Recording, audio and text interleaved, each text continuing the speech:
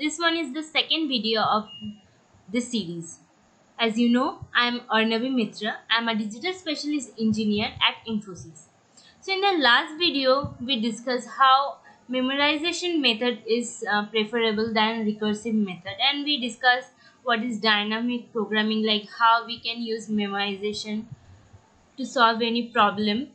So in this video, I have chosen a quote from Geeks for Geeks, that is ways to tile a floor, and here I am planning to discuss what is top-down approach and bottom-up approach and which one will be preferable in which cases.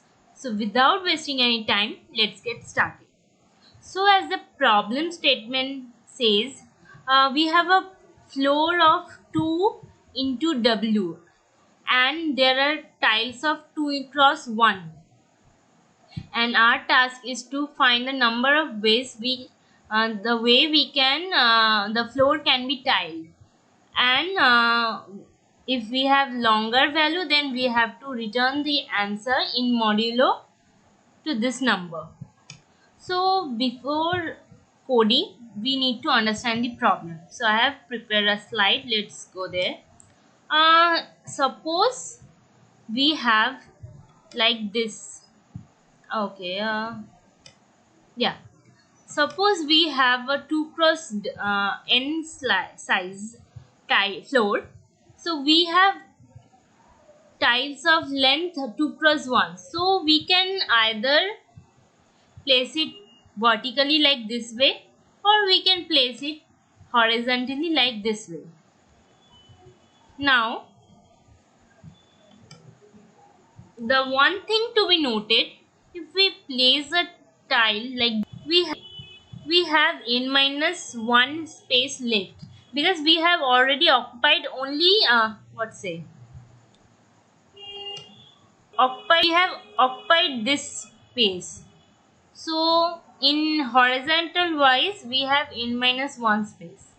And suppose if we place a tile vertically like this way, horizontally like this way, then in this position we have only one option. We need to place another tile like this. So in that case, we have horizontally n minus 2 place. So we can from here, I guess we can conclude that we have a common problem like this.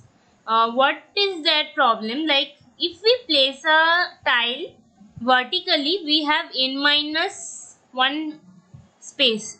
So we can say that this is if we place for a function f of n if we know the how we can place, the problem will be reduced. Like if we think of recursion, then it will be for horizontal case, it will be reduced to n minus 2, and for vertical case it will be reduced to n minus 1. So the function will be f of n minus 1 plus f of n minus 2, which is very similar to the Fibonacci series. Basically, it's the Fibonacci series. Maybe the question is discussing something like we have floor and we need to place tiles, but this is a Fibonacci series problem.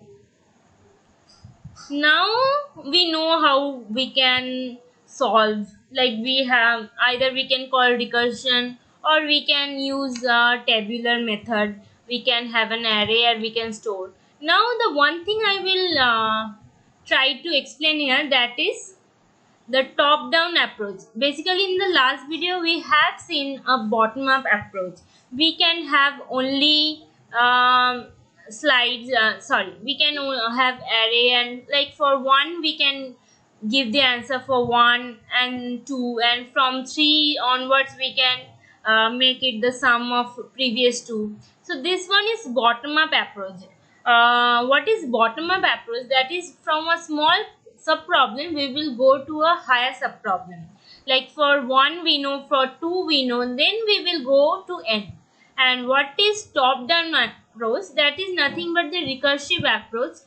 Here, as I say, first we have n, we will reduce the problem to n minus 1 or n minus 2 to make it smaller.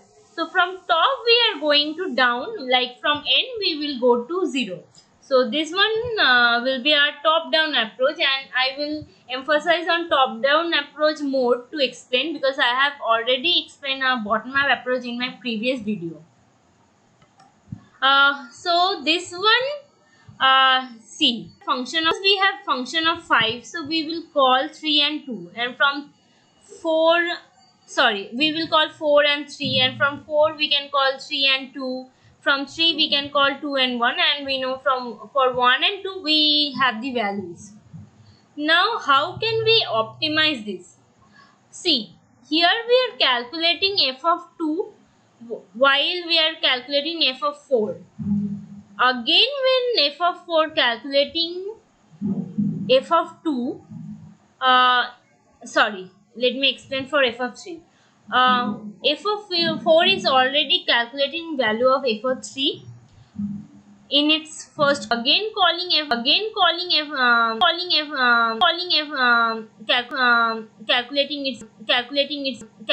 its value. So can't we just use the previously calculated value and store it? I guess we can use it. Suppose we have an array and we keep on storing the value, like for f of 5 we will call f of 4, f of 4 will call f of 3, f of 3 will call f of 2, and we know the value of f of 1 and f of 2, that is here. So we got the value of f of 3, that is 2 plus 1, 3. We will store it here.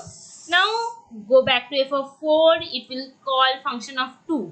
We have the value, we will just provide it.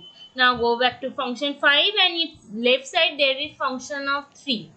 And we have already calculated the value of function of 3. No need to calculate it again. We will just use it and sum it, and answer will be 8. So basically, here time complexity won't go to 2 to the power n, because we are using only we are calling the function only once, and for if the array and we can use it later. So I will discuss the code now.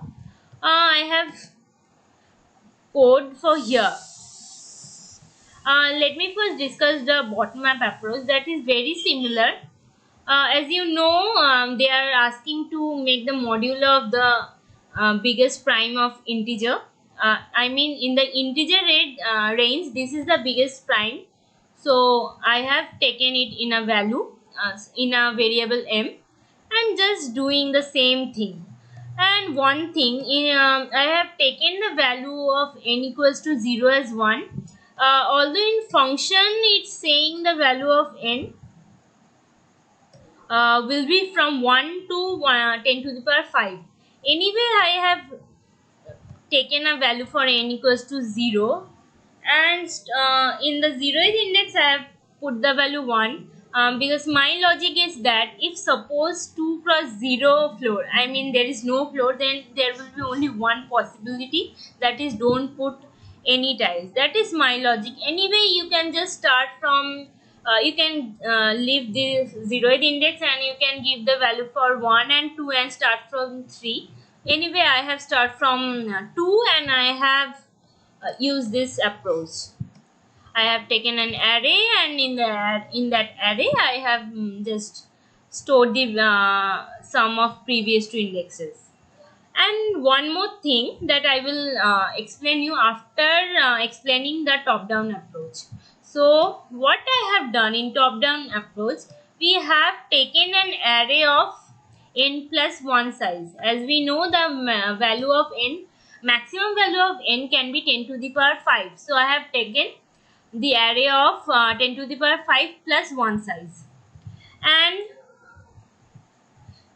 previously all the values, all the indexes are all the values are 0. Now if we found for a value, if for an index if value is 0, that means that is not calculated previously, and value of n is less than equals 1.